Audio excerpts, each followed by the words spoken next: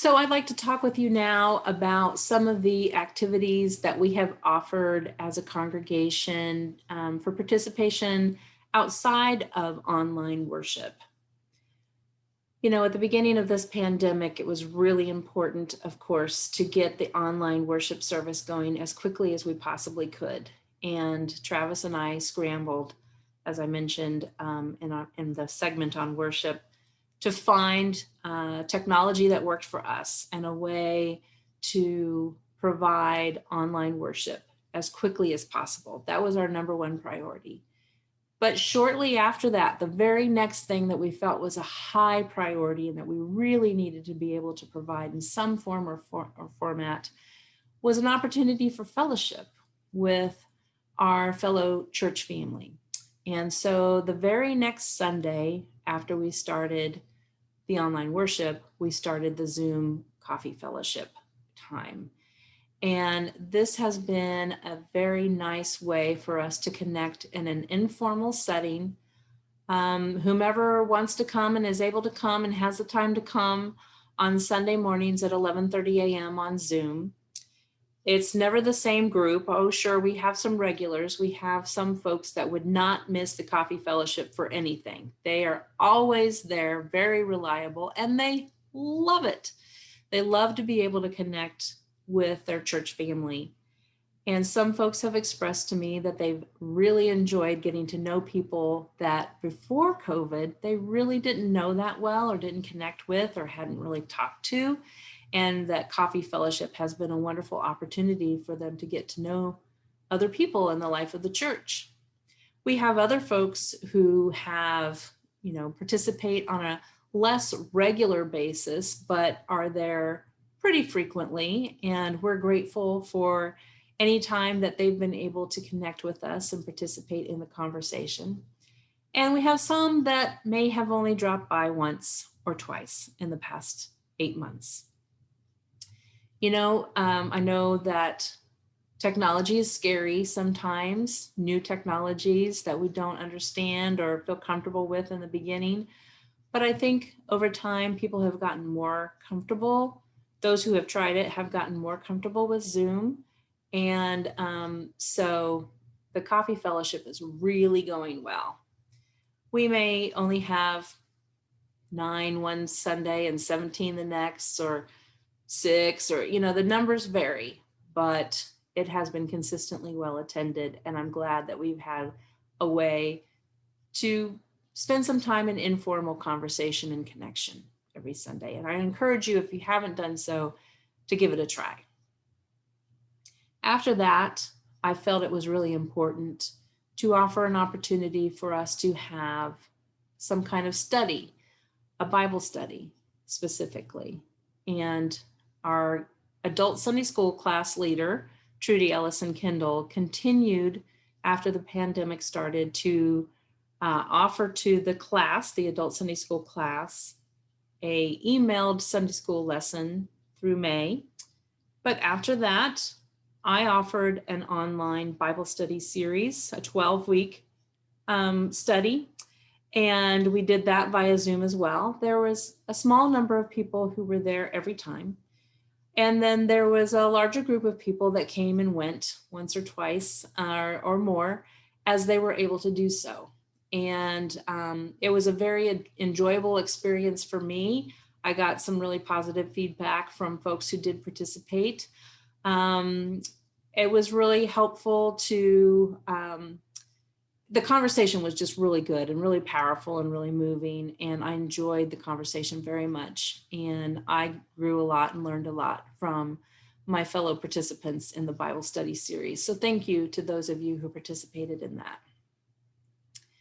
Next, Travis and I spoke about the fact that we knew that members of the choir would be missing gathering on Wednesday nights. They're a pretty tight group. They've been meeting together, some of them for years, every Wednesday night. And so we wanted to provide an opportunity for the choir members to connect with one another, and also an opportunity for others who also enjoy music and also would enjoy singing some hymns. So Travis, beginning in June, started the online hymn sings on the first Wednesday night of every month. In November, it'll be on the second Wednesday night of every month. For some reason, we thought people might be a little bit preoccupied on the first Wednesday of November, given the fact that, election results might still be pending at that time. But anyway, these hymn sings have been wonderful. They've been very fulfilling. They've been fun. They've been educational. Travis is an excellent teacher. I have learned so much by participating in these hymn sings. We've had the opportunity to sing some favorites, and we've had some opportunity to sing some new ones that we're unfamiliar with, or at least I have been unfamiliar with, and to learn a lot more about the hymns in our hymnal. If you haven't participated in the hymn sing, I highly encourage you to do so. By the way, in case you're curious, all of us are muted with the exception of Travis. So nobody's going to hear you sing. You can sing at the top of your lungs. And believe me, on some of these hymns that I didn't know before, it's a good thing that I was muted. Let's just put it that way. But it's been fun. And like I said, very educational, and I've learned a lot. Then over the summer, as you know, there was a lot of outcry about systemic racism in this country, and the victims that we became aware of violence perpetrated by police officers in most cases against persons of color. There was protests going on and all kinds of activity around the issue of race and racism in this country. And in one of the, I believe it was in one of the coffee fellowship conversations, Kate Peterson said that she would really be interested in watching some movies and reading some books and reading some articles and watching videos and having a discussion format. I thought that was an excellent idea. So right then and there, we made a plan to do a once a month conversation around some kind of media and anti-racism conversation. We began those in July. And the first one, it was just North Christian Church folks, and we met together to talk about the movie Just Mercy. The second month, we watched the movie 13th, the documentary. And Jean Thompson from First Christian Church in Bloomington actually still receives our e-news and our Inspirer. And she contacted me and said, "Hey, Tanya, I think there's some folks from my current congregation who would be interested in participating in these conversations on anti-racism. Would it be okay with you if I participated and invited some others to do so?" And so since that time, we have had active involvement from members of First Christian Church in Bloomington in our anti-racism conversations. It's been really wonderful to meet some new folks and to have some new discussion partners and some new voices.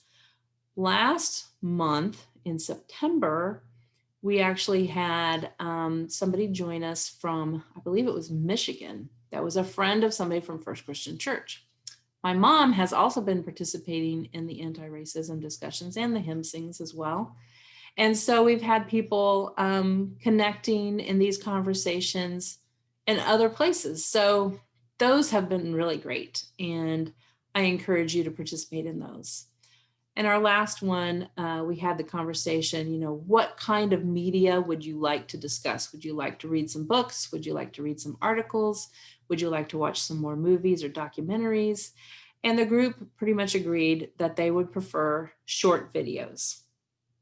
So we will consistently watch short videos and discuss those. I hope you'll join us.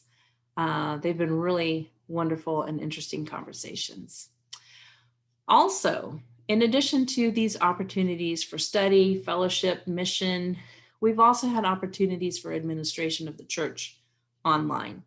So the elders have been meeting regularly ever since COVID hit on Zoom, as have the trustees, the personnel committee. The board has had a couple of meetings online on Zoom and will have one soon in November. and the nominating committee met via Zoom. The COVID-19 response team has met via Zoom. All of these groups, these committees have continued to meet throughout the pandemic on Zoom. So there is just a lot of opportunities to connect with your faith family in service, worship, study, fellowship, mission, conversation, informal chit chat, singing, all kinds of different ways for you to connect. We've really tried hard to create a variety of opportunities for folks to connect with each other, with their faith family, and with their God.